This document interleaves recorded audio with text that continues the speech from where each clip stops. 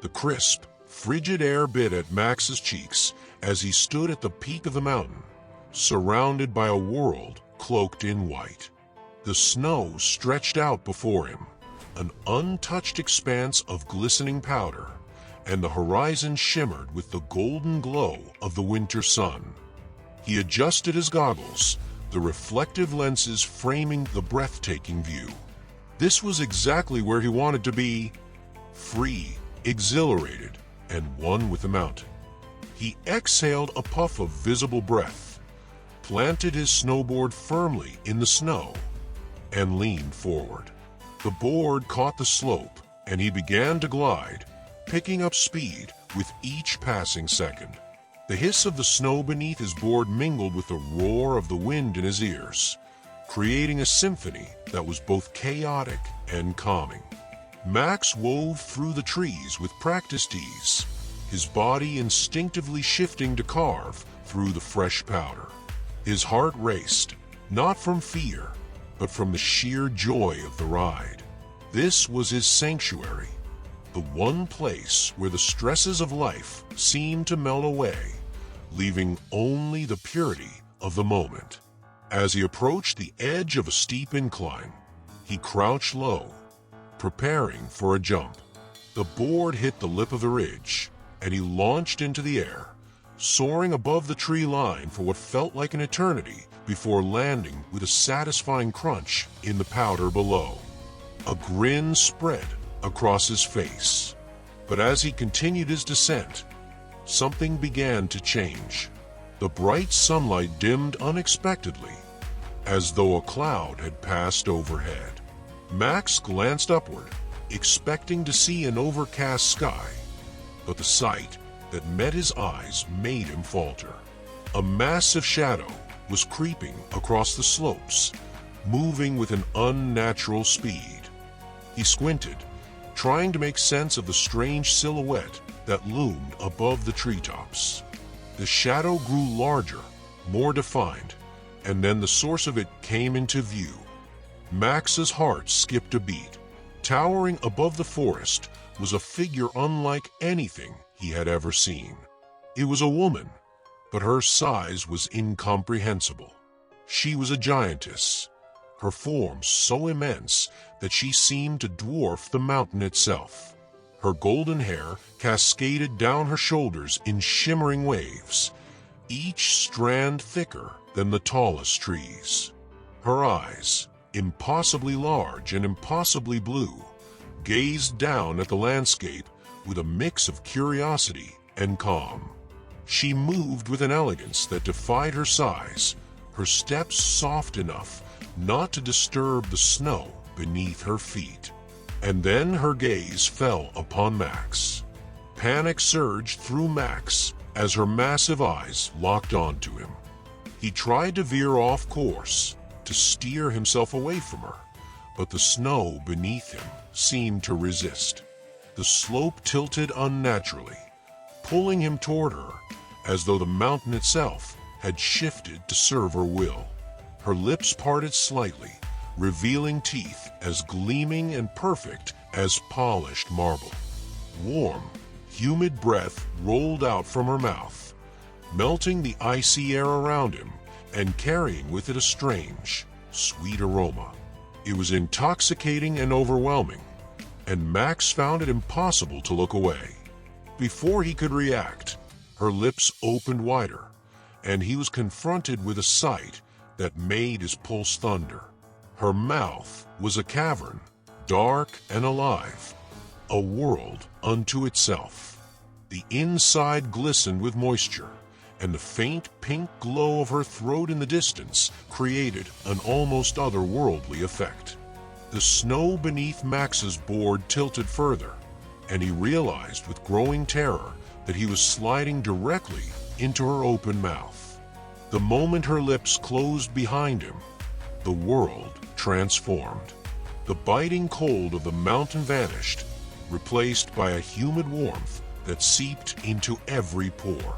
The air was thick and carried a complex aroma, a mix of sweetness, like freshly baked bread, and a faint metallic tang. Max tore off his goggles, the lenses fogged from the sudden shift in temperature.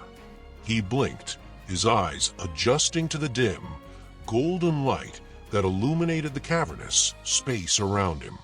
What he saw left him breathless. Her teeth loomed on either side of him like towering cliffs, their surfaces smooth and slightly translucent. Strings of saliva hung between them like glistening ropes, swaying gently with the movement of her breath. Her tongue stretched out beneath him, a vast, undulating surface that shimmered with moisture. The texture of her tongue was unlike anything he had ever felt. It was soft yet firm, its surface covered in tiny ridges that seemed to grip his board just enough to keep him from slipping too quickly. The warmth radiating from it was almost comforting, though the sheer scale of everything around him was disorienting. Above, the roof of her mouth arched high like the dome of a cathedral, its ridges catching the faint light. The soundscape was equally mesmerizing. The soft, rhythmic rush of her breath, the occasional squelch of saliva, and the distant, steady thud of her heartbeat. As Max slid further along her tongue, he began to feel a subtle tilt. The tongue was lowering, guiding him toward the back of her mouth. The uvula swayed gently above him like a massive pendulum, and beyond it, the dark, pulsating tunnel of her throat awaited. "Wait!" Max shouted, his voice echoing strangely in the cavern. But there was no stopping his descent. The tongue tilted sharply, and with a final slippery push, he slid past the uvula and into her throat. The transition was seamless yet shocking.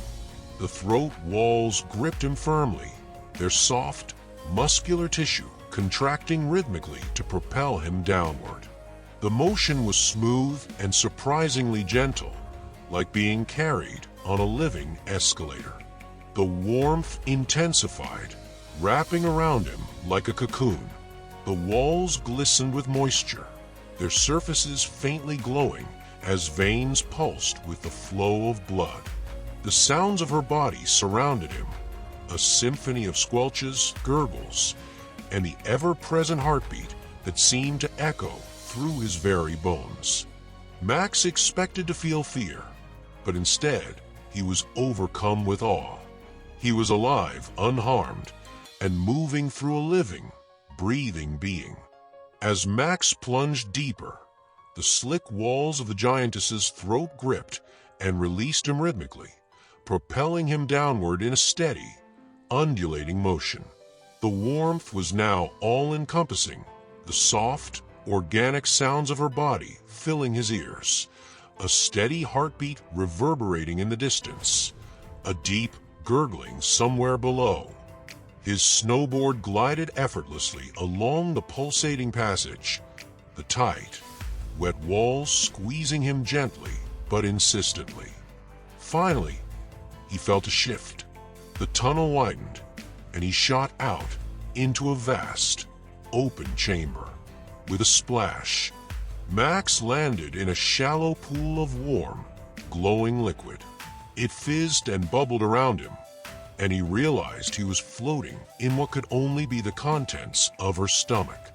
Slowly, he lifted his gaze, taking in the incredible sight around him.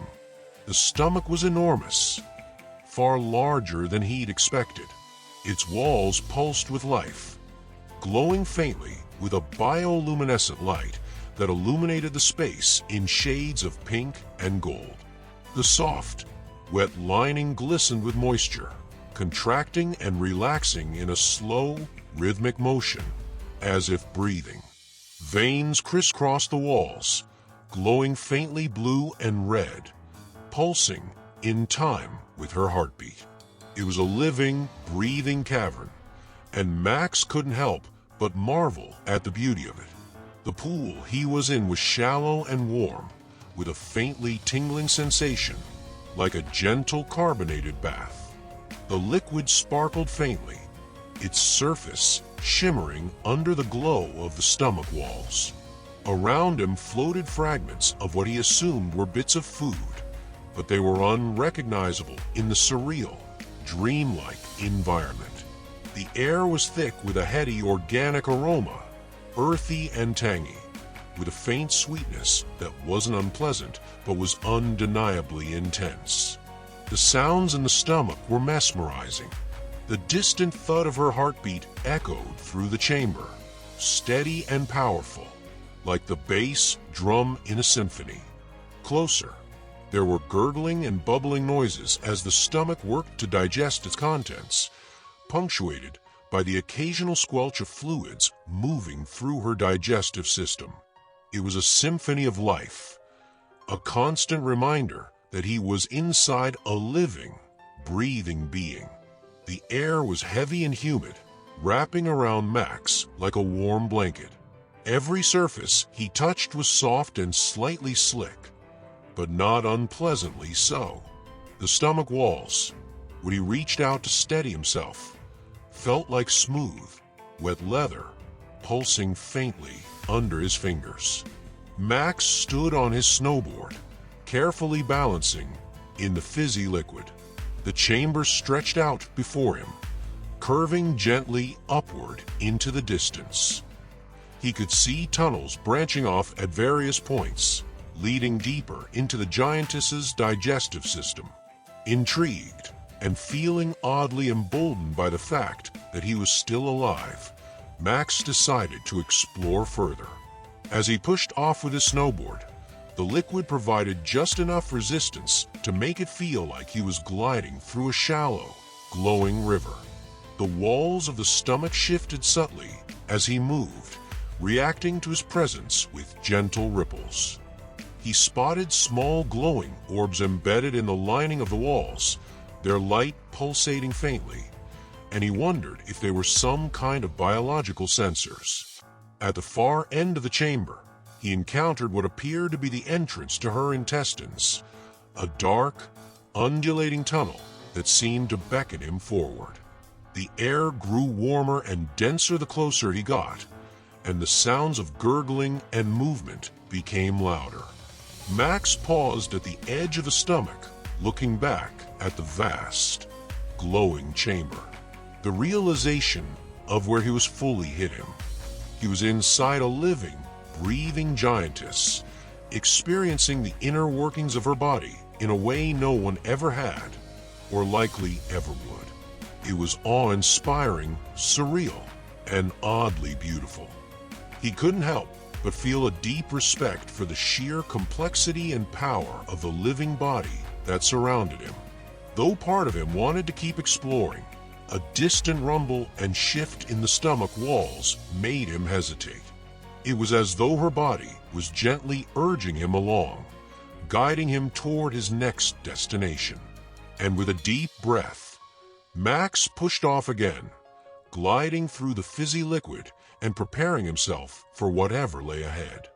At the far end of the stomach, Max spotted another tunnel. It wasn't as narrow as the throat, but it still seemed to lead deeper into her body. He hesitated for a moment, wondering if he should even try to explore further, but his curiosity won out. With a small push, he guided his snowboard into the passage. The tunnel carried him upward, the air growing cooler and lighter as he ascended. After a few moments, he emerged into a massive, airy chamber that took his breath away, literally. He was in her lungs. Max felt a sudden change in the air quality. The oppressive warmth and moisture that had characterized the stomach and intestines gradually faded, replaced by a cool, clean breath that filled his lungs as he moved through the passage. The walls around him softened, becoming smooth and almost translucent, and for the first time since entering the Giantess's body, he could feel a gentle breeze that wasn't merely caused by her motions, but by the very act of her breathing. He slowed down, his snowboard gliding effortlessly on the smooth walls of the lung passage. The atmosphere here was lighter, the air crisp and fresh. The walls pulsed gently with every breath she took, expanding and contracting like giant, organic bellows. With each inhale, the tissue stretched and expanded, its surface glistening with a fine, dewy mist that shimmered under the dim glow of her body's inner light. It felt like he was in the world's largest living chamber, a natural wonder beyond anything he could have imagined. Max looked around in awe. The walls of the lungs were lined with tiny, intricate capillaries that glowed faintly with the flow of oxygen-rich blood. The veins were thin, delicate, and almost iridescent, stretching through the tissue like glowing rivers, pulsing with the rhythm of life. The pinkish, semi-translucent tissue of the lung chambers had an almost ethereal quality, giving off a faint, soft light as it stretched with the giantess's breathing. The deeper he moved, the more Max realized how truly immense this organ was. It wasn't just a single organ, but a vast expanse that seemed to go on endlessly, like a network of massive, interconnected sacs designed to inhale and exhale vast quantities of air. The deeper Max ventured into the lungs, the more he felt like a part of the living organism. He could almost sense the rhythm of the giantess's breath as it filled the cavernous chambers and passed through the delicate alveoli, tiny, air-filled sacs where gas exchange took place. The air here was tinged with the earthy scent of deep woods and fresh rain, a clean, almost forest-like smell that made Max feel rejuvenated with every breath he took. It was an intoxicating scent that made him feel small and insignificant, as though the very air in her lungs was ancient and life-giving. With every inhale the giantess took, Max could feel the motion of the air rush past him, a strong gust that made his board lift slightly as the entire chamber expanded. Then, as she exhaled, the air pressure shifted, and he felt himself gently pressed against the soft, yielding surface of the lung wall. It was like riding the most natural roller coaster, each breath carrying him gently forward, pushing him deeper into the expanse of her body. The sound was equally mesmerizing. Her breaths came in deep, rhythmic waves, a slow, powerful intake, followed by a massive exhale. The air itself seemed to reverberate with life. It was a deep, rushing sound, like the wind through a vast canyon, but it had an underlying rhythm that Max could feel in his chest, as though the sound and the movement of her body were intertwined. Max continued deeper, his eyes wide with wonder. He passed through larger, more expansive chambers where the walls of the lungs seemed to stretch upward like a cathedral, their towering arches punctuated by a network of glowing veins. The very air he breathed felt rich, saturated with the life force of this massive being. He floated through several of these vast chambers, the space feeling both alive and tranquil, the giantess's breath creating a constant, steady wave-like motion that gently carried him along.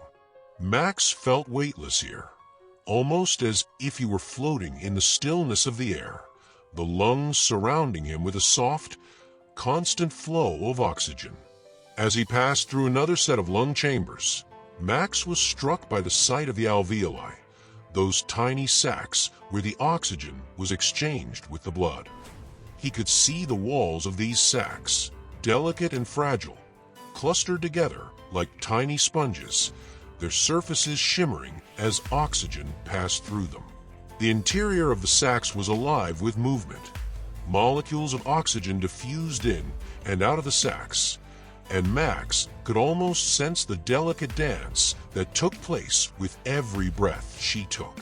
It felt like witnessing an ancient, sacred process, the body's ability to exchange gases with the world around it in a seamless, life-sustaining rhythm.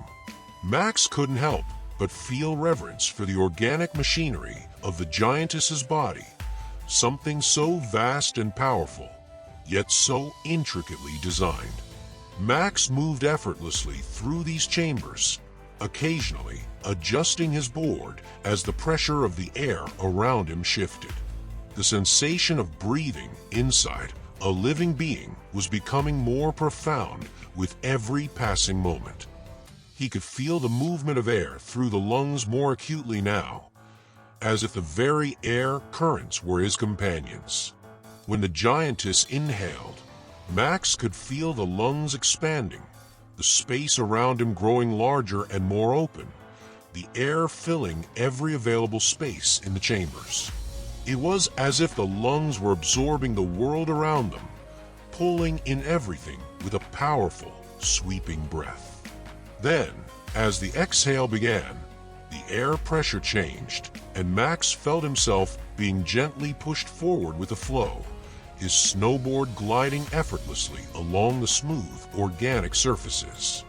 Occasionally, the passage narrowed as he moved deeper into the lung tissue, and Max would have to navigate through tight gaps, ducking under smooth layers of tissue that pulsed gently with the rhythm of her breathing.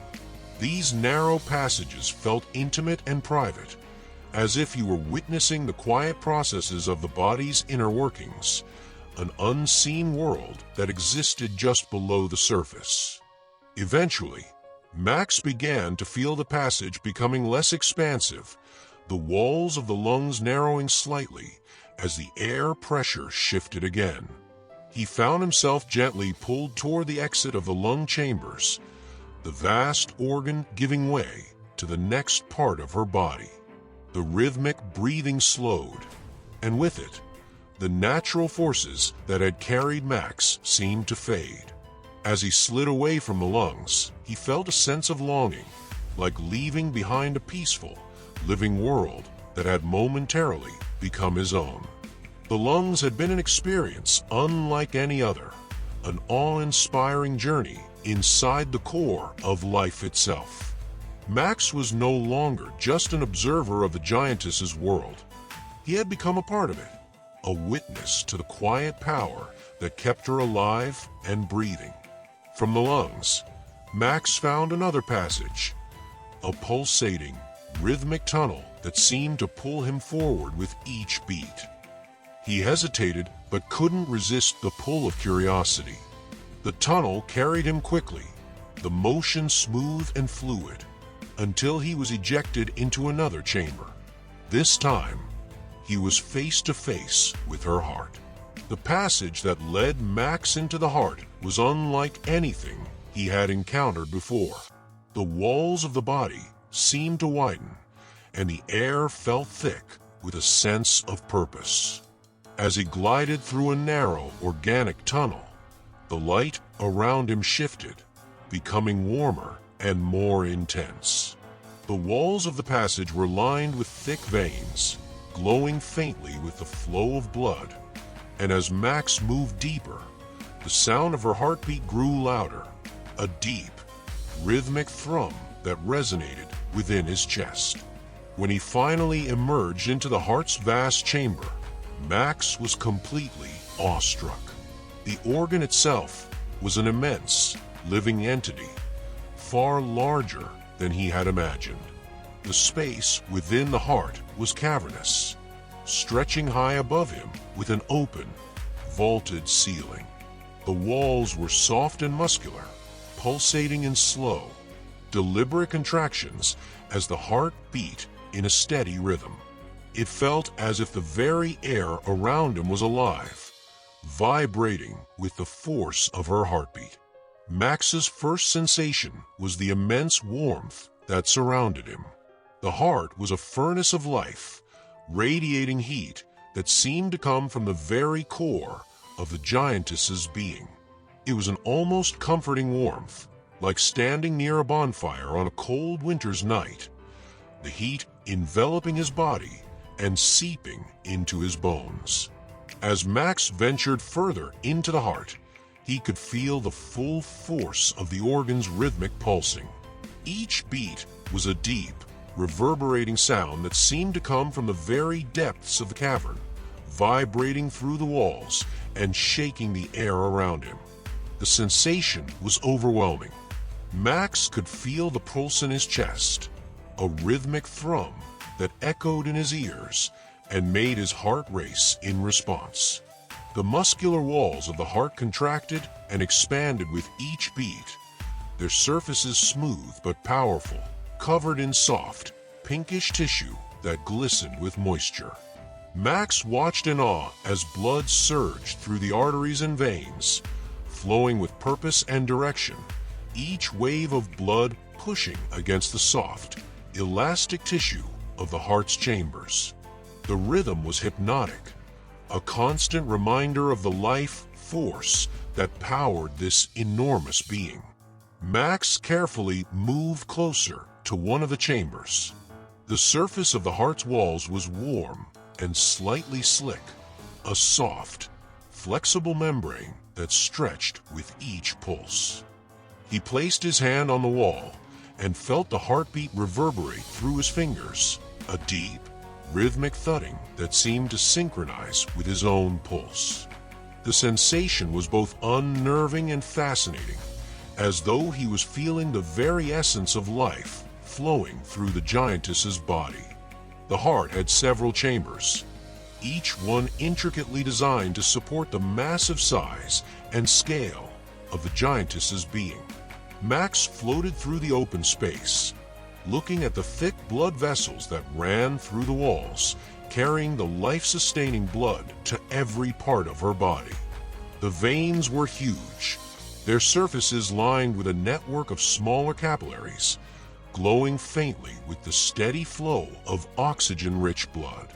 Max marveled at the complexity of a heart, each valve and vessel seemingly designed to keep the entire system functioning seamlessly. He was struck by the scale of it all. The veins and arteries were enormous, so large, in fact, that Max felt as though he were standing in the middle of a massive highway of life. The arteries leading from the heart were thick and muscular, their walls pulsating with each heartbeat. They branched off into smaller vessels, stretching toward every part of her body, feeding oxygen and nutrients to her cells, sustaining her on a cellular level. Max followed the flow of blood as it rushed through the heart's chambers. The blood itself was a deep, rich crimson, almost glowing in the soft light that filled the cavernous space. It moved with purpose, each wave flowing through the arteries and veins, pulsing in time with the rhythm of the heart. Max was fascinated by the power and direction of the flow, watching as the blood surged through the system with each heartbeat, carrying the life force that powered the giantess's immense body. The sound of the blood rushing through the veins was like a low hum, a continuous, steady current that filled the chamber. Max could feel the vibrations of the blood flowing through the walls beneath his feet. The rhythmic pulsing of the heart was synchronized with the flow of blood, each wave of pressure propelling the life force throughout the body. As he moved deeper into the heart, Max realized that the entire system was a perfect balance. Every beat, every pulse, every flow of blood was coordinated in a way that kept the giantess alive and thriving. It was as if he were witnessing the inner workings of an incredibly complex machine, each part working in harmony to sustain the whole. Max continued to explore, his senses overwhelmed by the intensity of what he was experiencing. He could hear the deep, resonant pulse of the heart echoing in his ears, the sound vibrating through his entire body. It was like standing next to the world's largest drum, feeling each beat reverberate through the air and into his chest. The temperature in the heart chamber was intense, the heat radiating from the organ itself, making Max's skin tingle. Every breath he took was thick with the smell of warmth and life. An almost metallic scent mixed with the faint fragrance of blood. It was an odor both organic and primal, a scent of pure vitality. Max's fingertips brushed against the surface of one of the veins, and he could feel the pulse of blood rushing through it, the thick, warm fluid moving swiftly beneath his touch. The veins were slick, coated with a thin layer of moisture that made them almost slippery to the touch. Max felt the veins throb beneath his fingers, the pulsations sending a ripple of energy through the walls. It was an incredibly intimate sensation, like he was touching the very veins that carried life throughout her entire body. As Max explored further, he noticed a change in the rhythm of the heartbeat. The slow, steady pulse began to accelerate, the heart contracting and expanding with more urgency. It was as if the Giantess's body was gently urging him to leave, to move on to the next part of her body. The rhythmic thudding of her heartbeat grew louder, and the walls of the heart began to pulse more rapidly. Suddenly, Max felt a surge of pressure that pushed him forward, as though the heart itself were ejecting him back toward the exit. He was swept away by the powerful flow of blood, carried by the force of her heartbeat as the pressure increased. The space around him narrowed, and he was swiftly pushed out of the heart, as though the Giantess's body was urging him to leave this sacred, vital organ. Max shot out of the heart and back into the deeper chambers of her body, sliding down a passage that gradually became more constricted. As he moved away, he couldn't help but glance back one last time at the magnificent, beating organ. He felt a strange sense of gratitude for what he had witnessed, the sheer, unbridled power and beauty of her heart, sustaining her life with every beat. A sudden, powerful wave of motion swept him off his feet, and he found himself sliding uncontrollably through a series of tight, slick passages. The walls around him pulsed and pushed, carrying him forward with increasing speed. Light began to appear ahead, and Max realized he was being propelled upward. With a final, overwhelming surge, he was ejected from the Giantess's mouth, tumbling back onto the snowy slopes of the mountain. Max lay in the snow, gasping for breath, the cold biting at his face once more.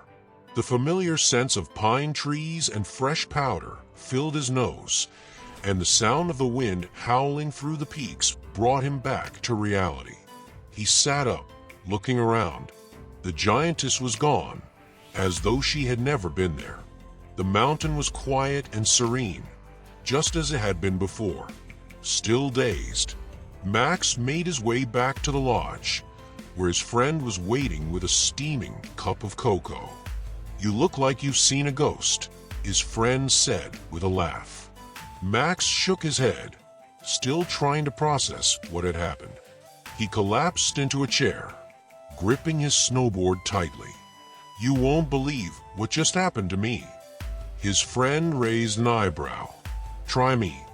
As Max recounted his story, he couldn't help but wonder, had it all been real, or had the mountain played a trick on his mind?